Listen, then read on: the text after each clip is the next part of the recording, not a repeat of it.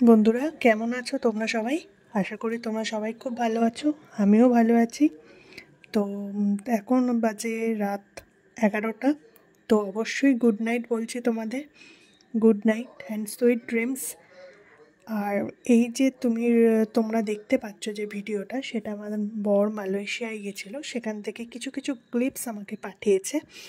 তো সেই ক্লিপসগুলো আমি তোমাদের সাথে শেয়ার করছি, তোমাদেরও ভালো লাগবে। তো তোমরাও দেখো।